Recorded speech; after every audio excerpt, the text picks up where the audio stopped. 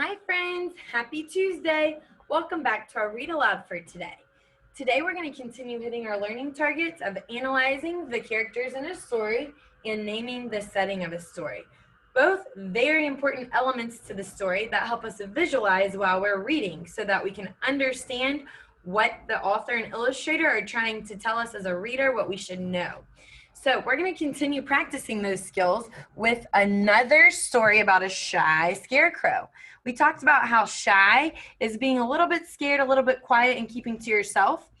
This story is about a shy scarecrow who goes to school. So our read alouds have been fall themed. And in the fall, we start to see more scarecrows and crows in the sky. But the scarecrows are there to do what? To scare the crows away, to protect the crops on farms, right? So let's read together to see what happens to our shy scarecrow today in our story of Shy Scarecrow Goes to School. And if you look closely on the front cover in our illustration here, we already see our character Rags from yesterday.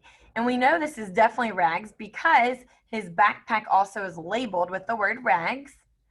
And we also see that Rags is going to a schoolhouse right here. So the setting is outside right now, but I have a feeling that in our story that setting is going to change. So let's take a look. This story is written by Mary Packard and illustrated by Eleanor Quay. And this is our title page, Shy Scarecrow Goes to School.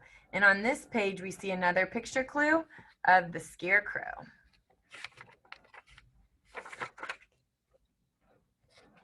And here's where our story begins. I'm going to read from left to right and top to bottom. There's also going to be quotation marks or talking marks that tell us when the character is speaking. Time to get up, the farmer said. You can't scare crows while you're still in bed. Oh no, thought Rags. I don't want to go. I'm much too shy to scare a crow. So the farmer is not seen in the picture, but is mentioned in the words. Like all straw children everywhere, Rags had to learn the right way to scare. So he's going to a school to learn how to scare the scarecrows away. Since crows are smart and hard to fool, straw children go to scarecrow school. So here's Rags, and here are other scarecrows going to scarecrow school. Rags liked to count and to add and subtract. He wanted to learn each and every new fact, like how to tell a crow from a jay and ways to make them fly away. So a crow is a type of bird and a jay is a type of bird. So he's learning the two different types of birds so he knows who to scare away.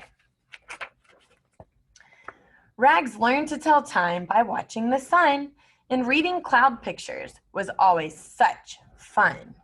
Do you ever do that? When you look up at the clouds and try to make pictures of them? Right here, it looks like maybe this cloud's the shape of a bird.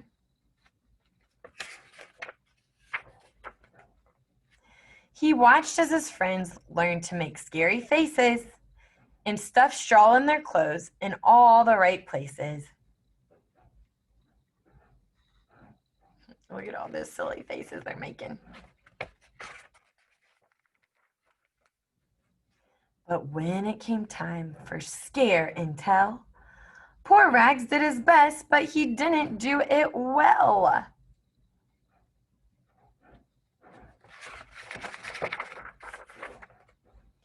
Rags, said his teacher, please don't despair.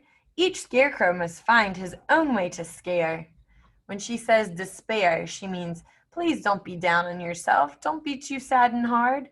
Everyone scares in their own way. So Rag kept his chin up. He tried not to mope. Remember we said mope is all mope. Something sad. He worked very hard. He did not give up hope. So they're all working on their scaring stances. In art class, Rags usually made his bright, cheery things, but this time he made a blue monster with wings. Ooh. So now he's being creative and finding different ways to scare. It had a big beak and a bright, shiny scale, a tinfoil tail, and sharp, scary nails.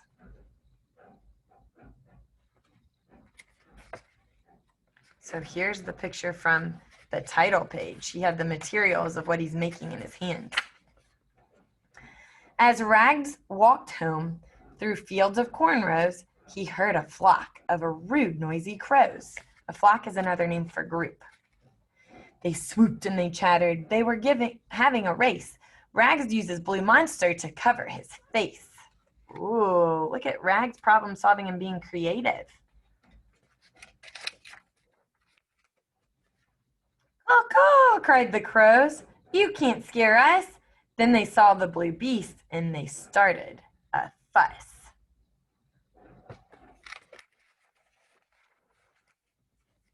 In a minute, the crows had flown off in a fright. Rags looked around. Not one was in sight. What does it mean when it says they flew off in fright? It means they flew off scared, right? And when it says not one was in sight, that means they all got so scared they all flew away and you couldn't see them anymore. Rags laughed out loud and started to run. Who knew scaring crows could be so much fun?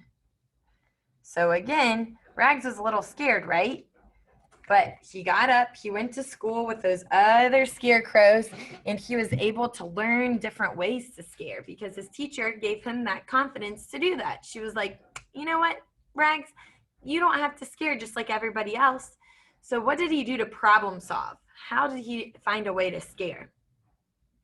He made an art project, right? He made a monster. And when he saw the scarecrows coming, he put the monster in front of his face. And did it work? Sure did. It scared those crows right away and they flew out of sight. Very good. Great job visualizing our story and thinking about our characters and the setting of what was going on in the story. Excellent job today, friends. Keep up the great work, and I will see you guys again tomorrow for your next Read Aloud.